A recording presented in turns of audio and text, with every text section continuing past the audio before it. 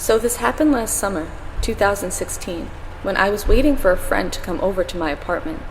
I didn't have a working cell phone, so I hadn't actually set up my buzzer yet. When people wanted to come over, I had to wait for them to message me so I could go run down to let them into the building. This friend didn't have a cell phone either, though, so we had to do it the old-fashioned way, and we estimated how much time it would take for him to arrive, and I would wait outside and watch for his car. I don't remember the time exactly. I think it was around 4 p.m. that he said he would show up, but it was still really bright outside as it was the middle of summer. Sorry if you were expecting a creepy middle-of-the-night type story. I know. Bummer. I decided I would go outside early just to make sure I was there in case he overestimated how much time it would take for him to show up. I lived in a large apartment building, 10 floors if I recall, with a second matching apartment that mirrored mine across the lot. I lived on a busy street, with a little strip mall just down the road and a Tim Hortons across from that. I'm thankful I lived in such a busy area. Had it have been anywhere more discreet, I might not have this opportunity to share my story. I don't know if I can do a good enough job describing the area, but here's a shitty picture I drew on paint to give you a better idea. By the stop sign, there is a wall with angled ends pointed towards the building, and some bushes, trees between the wall and the road. The road that the Tim Hortons is on is the busy road that I mentioned earlier, and the road my building is on with the stop sign is a small side street that turns into a dirt road, with lots of construction behind the trees at the back of my parking lot. I apologize if none of that made sense, but what you need to take from that is that the side street is quiet, dirt road, unused by regular commuters, and only used by construction vehicles. It was rare to ever see a regular car driving there. There was no need for anyone to ever use that road. So I go outside and stand by the stop sign and light up a smoke while I wait for my buddy, and a couple of drags in, I notice a car coming around the corner behind the trees at the back of the lot. The car drove around the corner at a normal speed, but began to slow down once he got closer to my building. Some red flags went up, but I shrugged it off as nothing and told myself I was being absurd. It was the middle of the day, and the driver probably slowed down because he's looking for an address or something. By the time he was passing me, he was doing under 10 km, roughly 6 miles per hour, and was staring me down. I made eye contact with this guy, and most people when caught staring at someone look down or away embarrassed that they were caught staring, but not this guy.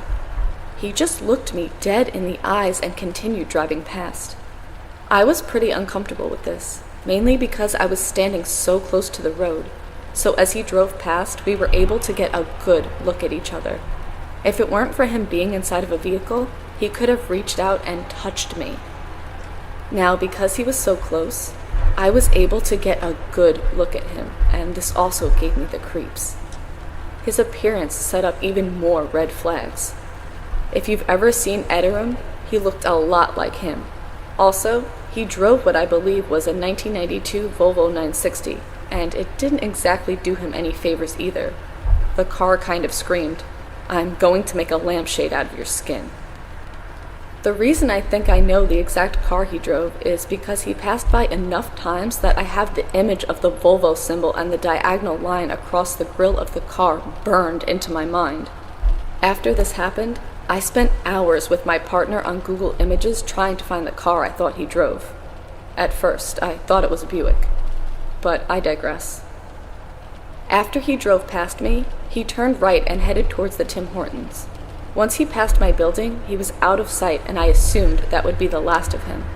A couple minutes later, I hear tires on gravel in the distance and see a vehicle headed my way behind the trees. And who do you think comes rolling around the corner? Him. By now, I'm regretting my decision to come out and wait for my friend early, but I figured he would be showing up any minute now, so there was no point in going inside. So, creepy guy is headed towards me again, and this time, he's driving even slower. When he passes me, I try not to make eye contact, but I can't help it. I feel his eyes on me, and I have to look. When I meet his gaze, he waves slowly like the Queen and speeds off, turning right again. I'm even more creeped out at this point, but I am still trying to play devil's advocate. I assume he's just mistaken me for someone he knows and shrug it off again.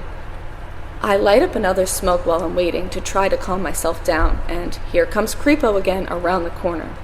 This time, I tell myself that if he doesn't either turn into the parking lot, stop and ask for directions, or turn left when he passes me, that he's either crazy or actually has bad intentions. When he finally passes me, he's slowed down to under 5 km, or 3 miles per hour, and he just smiles at me.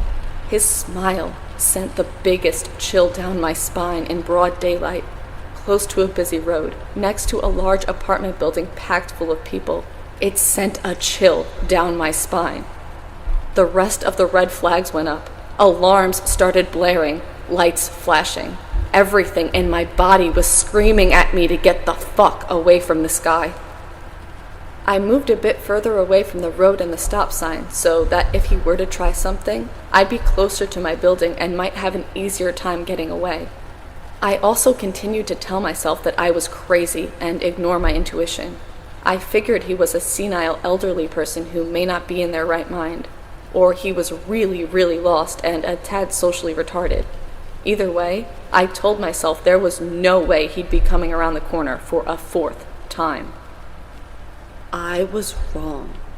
He came around the corner 2 or 3 more times after that too, each time staring me down with his overly creepy smile, not once stopping to speak to me or make an attempt to pull over, always just doing a slow crawl by and staring me down.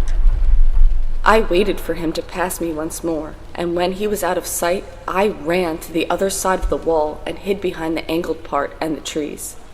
The wall was a tall concrete one, and the trees also helped me to hide from the road while I peeked around them to watch for the Volvo. This way, I figured when he came around the corner, he'd see that I was gone from the stop sign and just move on with his day. I had enough time to see him coming and move behind the wall back to the stop sign as he passed so he wouldn't see me in my new hiding place. What really creeps me out the most is that when he was passing by that time, he let his car slow down to the point of it barely moving. You know when you begin to take your foot off the clutch and your car starts rolling? Or how in an automatic, the second you take your foot off the brake, the car will roll forward really slowly? He slowed down to that point, and I watched him from where I hid as he looked around to see where I went.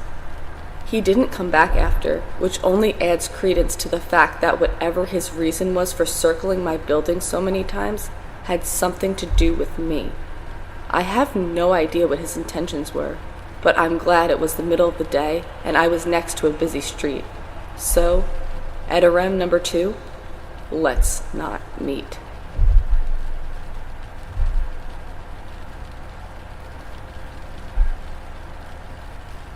Sorry if this isn't the content I normally seem to post. I'm this Redditor's girlfriend using his account because I'm more of a lurker than anything on here. I recently relived this memory from whenever I was 4.5 while rewatching some old family tapes of our 8-hour drive up north to Toronto, Canada. I remember a few vivid memories, like seeing Niagara Falls, eating at the Rainforest Cafe, etc., all that jazz. I did not remember being walked out to a man's van and put in a car seat by him before my father almost beat the shit out of him. According to my mom, who told me about this occurrence after fishing through videos with us at some nature park near our hotel, I almost went home with a stranger, or simply put, almost never saw my real family again. According to my own testimony to the park ranger and my father's retelling, a middle-aged man walked up to me while I was looking at fish in a pond and asked if I was ready to go home. I said yes because I had been getting sick from the cold Canadian air. Thanks guys, it's fucking cold up there. And had a fever I needed to sleep off. I took his hand and walked silently to his car, half asleep as he buckled me into a car seat until I heard my dad scream my name. My mom had gotten the park rangers to come, since I was missing, and one of them said she had seen me with someone in the parking lot, since it's impossible to miss a little girl with such a bright pink jacket. My dad was about to beat the man to a pulp outside his car when a ranger and the guy's brother both stopped him. Apparently, the guy had some kind of memory problem and spent some time around the park with his brother and niece, who were still there at the time. He mistook me for his niece and almost took me back with him with his brother's family in Quebec, a far distance from home when you live in St. Louis like I did. My parents got it all sorted out, and everyone seemed relieved as I fell asleep in my mom's arms minutes after the whole fiasco. While I don't remember you firsthand, part guy, I'm glad you didn't take the wrong kid home. Let's not meet again. I'm a small female living alone in a large city. Knowing exactly what this could mean for me, I'm pretty wary of my surroundings and the people in it. I recently moved to the back of an apartment complex, to the 3rd floor, which I was very excited about, since I hate being on ground level. A few days after moving in, I met my across the way neighbor, Steve. Steve was tall and skinny with dark hair and the tryings of a beard. He was nice, polite in our few passings, but we never had more than an exchange of a few hellos. Until one Saturday night, my friend dropped me off at my place late that night, and I stumbled up the stairs, stupid drunk. I knew I was making a ruckus, because Steve opened his door as I approached mine. I waved at him and smiled as I fumbled for my keys. I was facing my door trying to remember which key it was, as they all looked the same, and I felt Steve come up behind me. He grabbed my hand with the keys and said, "Let me help." and immediately found the correct key and helped me put it into the keyhole. It could have been romantic looking back if this guy had not proceeded to stick his nose into my hair and take a deep, shaky breath. The red alarms immediately started going off in my head and cut through my drunken stupor. My breath was frozen in my throat, and I realized just how fucked I could possibly be. "Thanks," I mumbled before slipping through my door and locking it behind me. I stood there for a moment going, what the fuck, when I heard a soft thump on the other side of the door. I slowly turned and looked through the peephole, but I couldn't see anything, only blackness, which did not make any sense because there was a light outside, which kept the staircase lit. I blinked and stepped back before checking again. This time I saw Steve backing away from the peephole. My body felt like it was dunked in ice water. Steve went back into his apartment, and I did not hear anything else that night. For a few weeks after that, I would hear the same soft thump, and find Steve trying to peer into my apartment from the peephole. I could hear his heavy breathing. Sometimes he would even paw at the door, but he never came out. When I came home after that first time, I never called the cops. I probably should have, but Steve was my neighbor, and I did not want to stir up any animosity that I would have to deal with. Steve moved out 2 weeks ago. Last Monday, the 13th, I had my wisdom teeth removed. Before that, I had a cavity in one of them that caused excruciating pain to radiate in the entire right side of my face. Within this past month, I've been on 2 prescription pain medications. This is the first time I've ever required them. And it turns out that the prescription grade pain medication messes heavily with my anxiety. I've been paranoid all morning. There's been sounds all through my apartment, in the attic, and from empty Oreo packs, etc. It's been just over a month since I moved in with my boyfriend, and my paranoia wasn't terrible until the pain meds. But with him having a set scheduled job, and me not having one, I work retail, so the schedule is a week-by-week play. Being home alone in the morning some days since my extraction have been hell, especially when I've been reading these stories. So I started out today paranoid, trying to do schoolwork, chores, anything I can to distract myself and make time pass. Finally, 3 o'clock hits and I go, fuck it, I can't be in this house any longer right now. I need to go get that baking pan for dinner tonight anyway. So I get up, I change out of my sweats into some jeans, and I leave. No makeup, hair only brushed. It's nice weather outside and my body is weird with heat, so I sweat a little on my drive. I get to Walmart. Walmart. And I go in, saying hello to a greeter and grabbing a basket, then going to the home goods. I'm on the hunt for a baking pan, but I pause in an aisle that has cutting boards because I'm unsure if my boyfriend had one. He moved down here from another state some months ago, but didn't do much hardcore cooking, so I started looking at those. Out of the corner of my eye, I see someone with a cart coming into the aisle. Due to how I was raised, and also just wanting to be polite, I look up and start moving closer to the shelves. I live in a more southern state in the US. We're all kind of polite here, or fake being polite. It's an older man. To me, an 18-year-old female. He looks to be in his 40s or 50s, and he's looking right at me. Excuse me, has anyone told you that you're beautiful today? His tone seems sincere enough, but it throws me off. My boyfriend has, I respond, almost a reflex. I don't want to get into a conversation with this dude. A brief flash of disappointment crosses his face, and he breaks eye contact with me, instead, looking in the direction his cart is facing. Well, now you've been told twice, he says, starting to move along. I have, I respond, as chipper as ever. Thank you. He moves on down the aisle, and I take one last glance at the cutting boards before I decide to move on to find the baking pan. To my luck, they're in the next aisle. I needed a specific size, so I go on the hunt for it, looking intently, picking up different pans, comparing prices. Then I see a cart coming from right down the aisle. I look up, a bit stunned, to see it's the same older man. I try not to think anything of it, making eye contact again and giving a half-hearted smile before looking back at the pans. He browses, then seems to pause almost right behind me. I'm intensely uncomfortable, so I grab a pan that seems like it would fit my needs, then leave the aisle.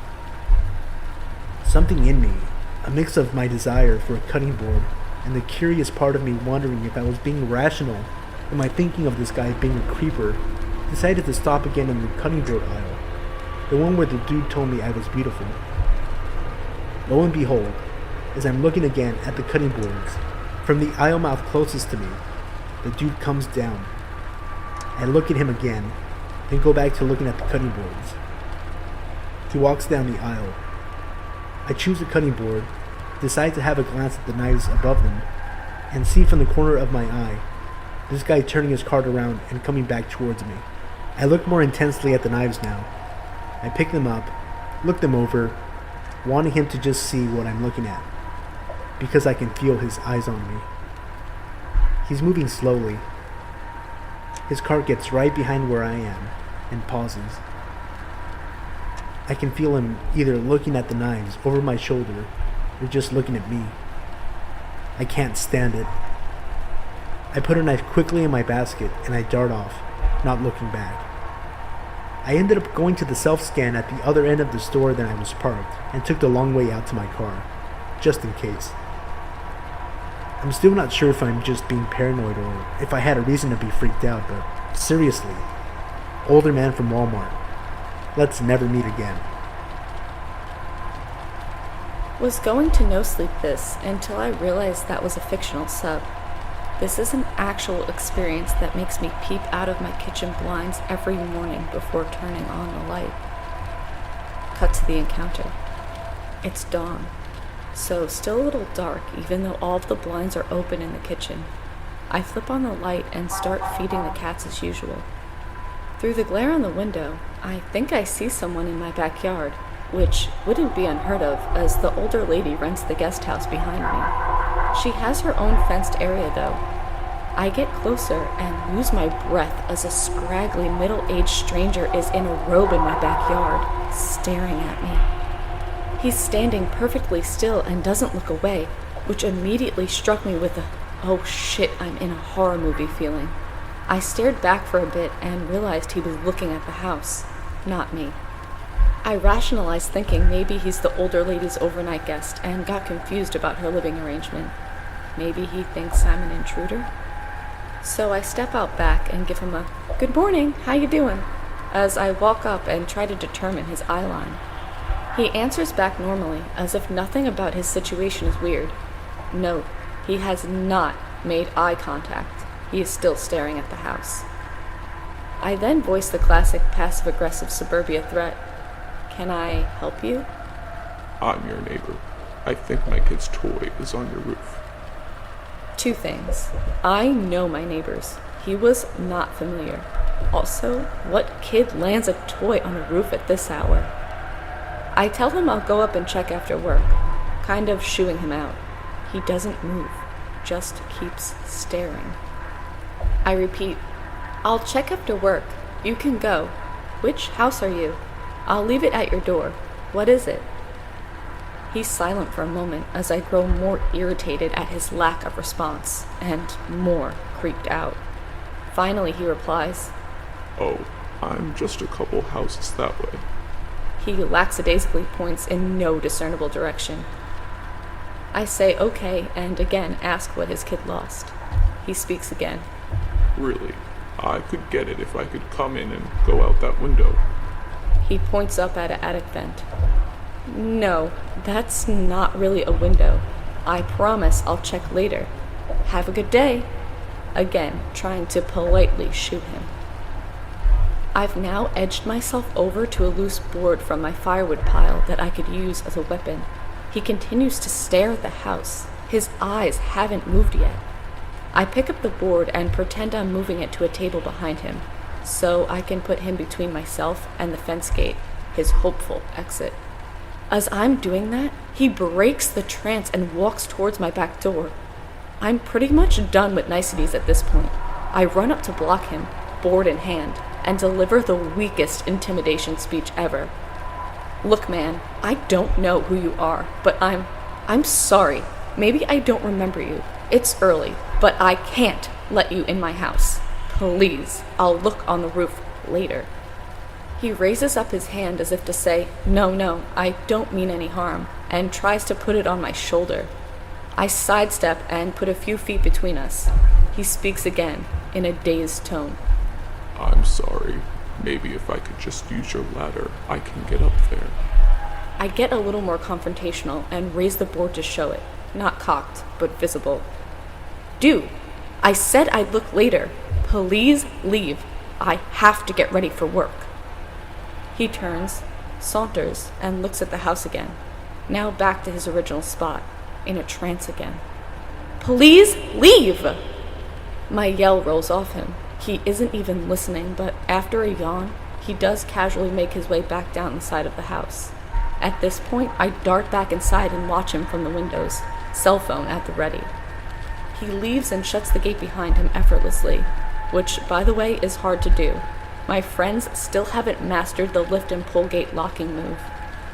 I asked around, and no one knew who this guy was based on my description, and no one has seen him since. I would say he was mentally ill, maybe homeless and passing through, but he seemed too clean-cut, scraggly but not dirty. I still don't know what to make of it. It was just so bizarre how he paid so little mind to trespassing and being told to leave. And no, there was no toy on my roof or in my yard. First time poster here. Back in 2012, when I moved 1,200 miles away from my home state, I didn't know anyone in the area. Despite being a rather introverted 22-year-old, I thought it would be good for me to get to know some locals. After joining meetup.com, I browsed several groups until I found one that looked perfect. It was a nearly holistic healing center where they held events ranging from Tibetan singing bowls to psychic fairs. Given my lifelong interest in things of the alternative nature, I was excited by the thought of making some new like-minded friends. I signed up for the next event and attended a few days later. Upon my arrival, I was enchanted by the scent of incense and abundant good vibes.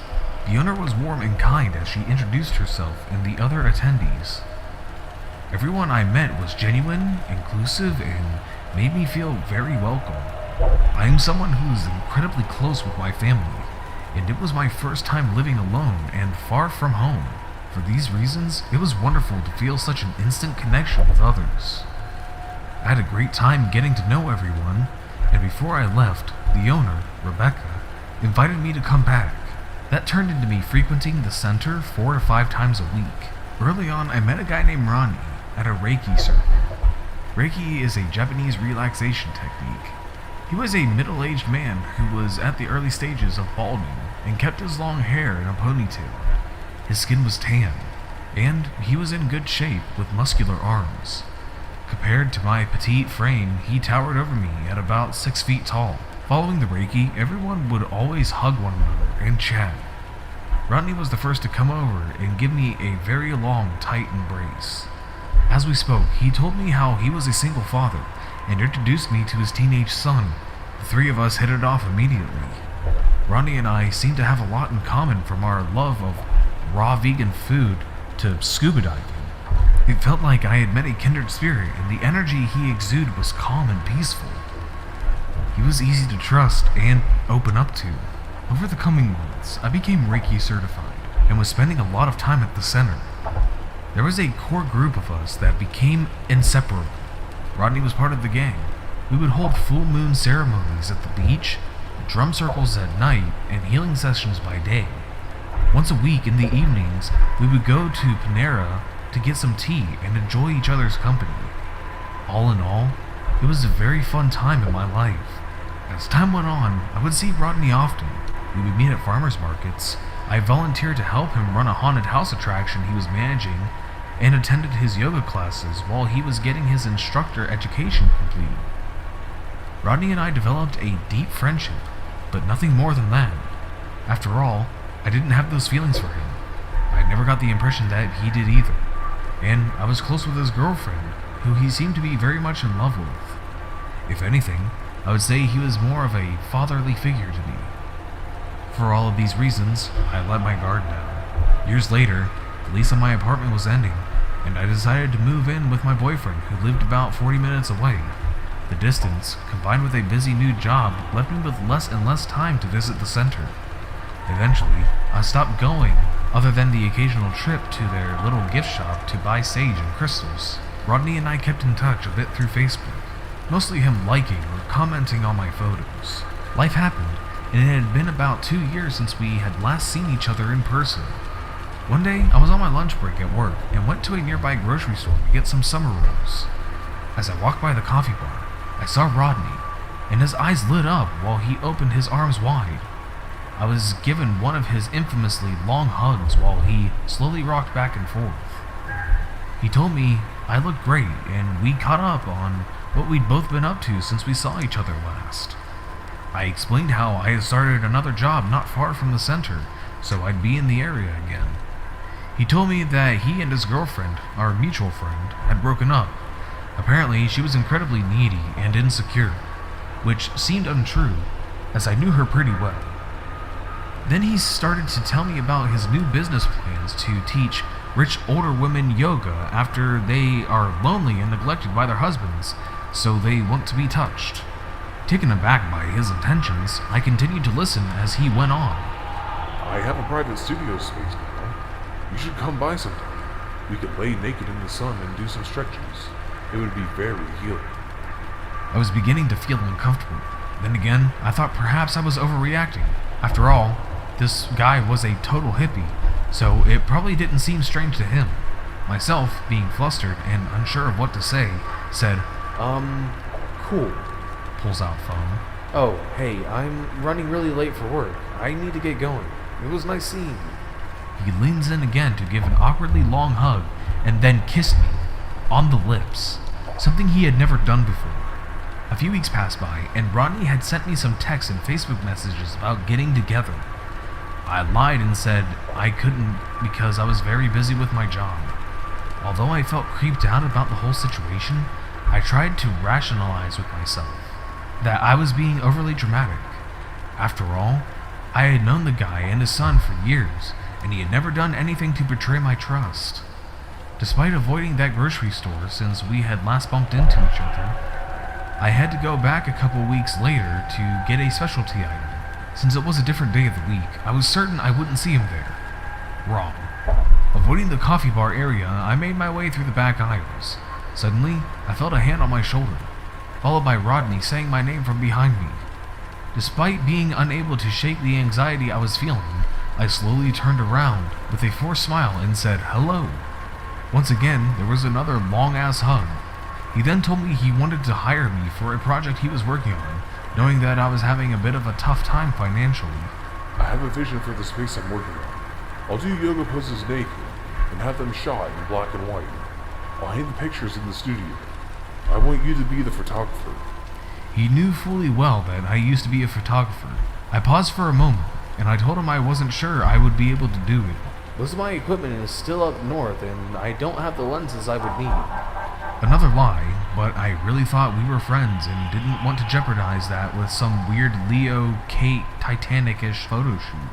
Then he tells me that he's sure whatever lens I have will be just fine, and that I should stop by the studio tomorrow after I'm off work. He gives me the address, and I tell him I really wouldn't be able to stay long as I need to get home and let my dogs out. Still, he insists I should check the place out, that he wants to give me a tour, and he cannot wait to show me. The next day, I drove by the location on my way home, contemplating whether or not I should go in. My brain kept telling me that it was fine. I knew him very well. I knew his son. He was a harmless hippie.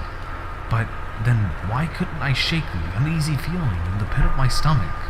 So I decided to turn around and went straight to my house. Once I was home, he called me 9 times that same night, but I didn't answer. In the messages, it sounded like he was really angry, but was trying his hardest to come across as calm.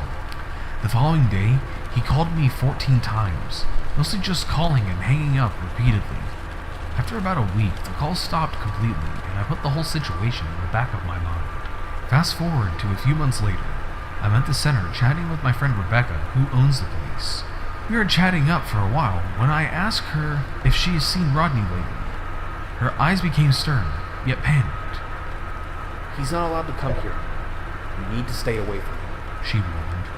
Curious to know more, I mentioned how the last time I seen him, he was acting rather strange. I proceeded to tell her about the photo shoot he wanted to do at his new spot downtown. Again, she looked deeply concerned and let out a long sigh. What she told me still shakes me to the core. Apparently, right around the time he wanted to do our photo shoot, he had gotten arrested for beating the shit out of his new girlfriend. So bad that Rebecca teared up as she described the injuries that put her in the hospital. Not long after that, he was arrested a second time for sexually assaulting another woman, as well as other drug-related charges. She continued on to inform me that he never had any intention of opening a studio. He was totally broke and couldn't afford the lease, but he did know the guy who owned the building. Rodney had a key to look after the place while the owner was out of town.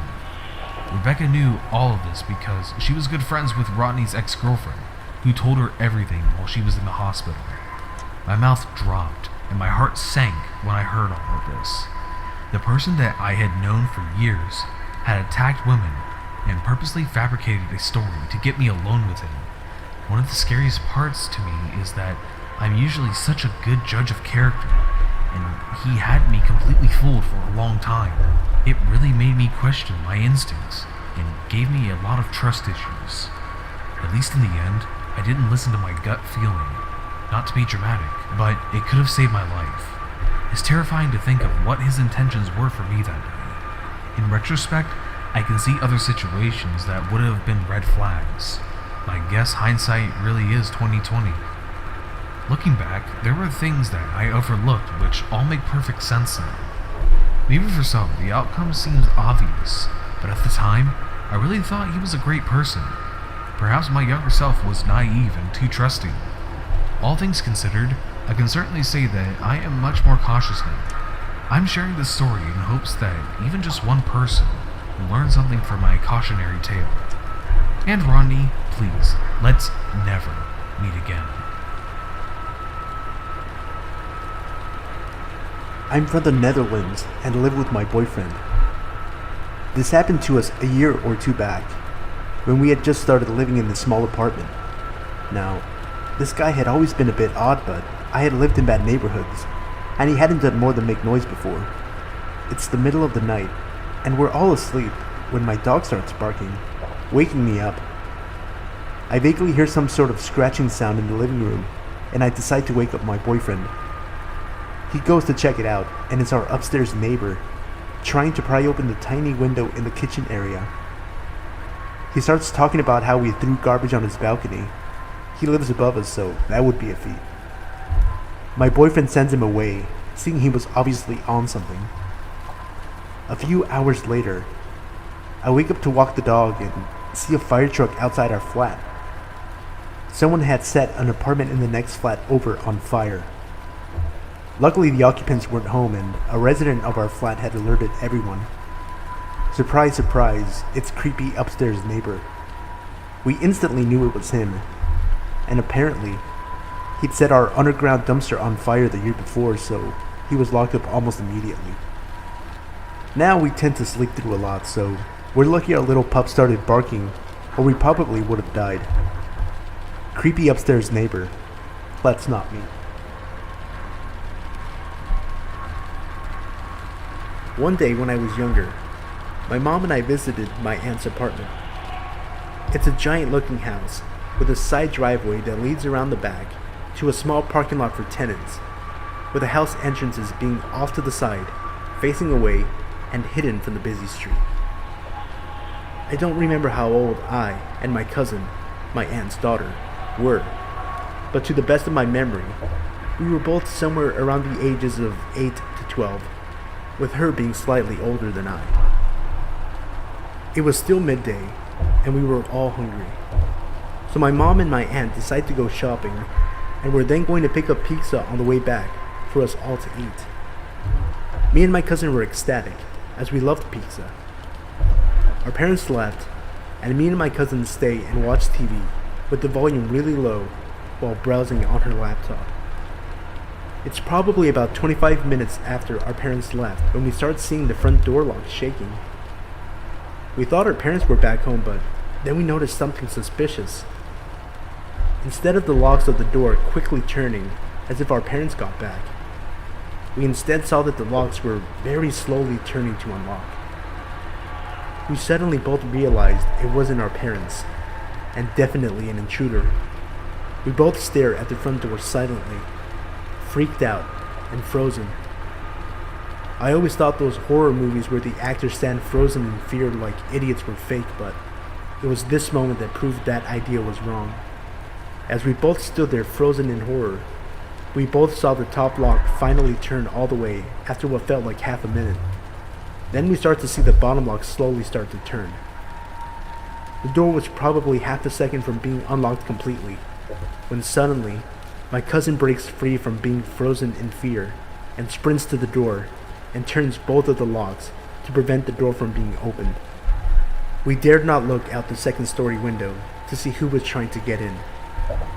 We were horrified and stayed quiet, waiting in the living room. We didn't say a word to each other and just sat there on the couch. It was about 15 minutes until our parents got home, where we told them the whole ordeal and they were shocked. We don't know what would have happened if my cousin didn't sprint to lock the door, but to this day, I can remember very vividly seeing the door lock shaking rapidly and slowly turning. It was definitely very scary.